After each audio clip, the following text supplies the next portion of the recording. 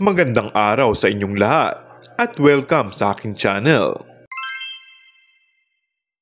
Kinilig ang fans ni Kim Chiu at Paolo Avellino sa ipinost ng aktor na litrato na nasa parehong lugar din ang photo ng aktres. Nagkagulo ang Kim Po fans dahil doon habang nasa isang beach siya sa Los Angeles, California na tila soft launch daw ng kanilang relasyon. Makikita kasi sa social media account ni Kim ang parehong photo niya sa lugar na may caption na life becomes more meaningful when you realize the simple fact that you'll never get the same moment twice. Habang sa aktor naman ay simpleng LA lang ang caption. Dito nga naglabasan ng mga fans nila na may espekulasyon na mukhang totohanan na raw ang relasyon ni Kim Chiu at Paolo Avellino. Agad nilang sinugod ang aktor na kung aksidente lang daw ba o magkasama talaga sila sa lugar.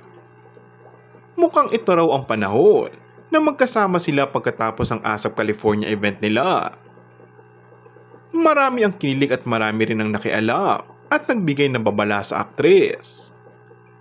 Sinabi ng fans niya na kung pwede raw hiwag niya nang ituloy ang pakikipagrelasyon sa aktor na malamag nung kunlaw din na raw sa pakikipagrelasyon. Nakita raw kasi nila kung paano nito ginawa ang halos lahat ng naging leading ladies niya, kasama na si Casey Concepcion. Pero may nagtanggol naman sa kanya na baka nga raw naman ay sawa na ito sa pagkabinata at kay Kim na mapunta.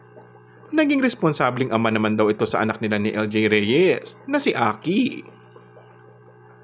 May fans din na nagsabi na madalas daw makita ang dalawa na magkasama sa gym.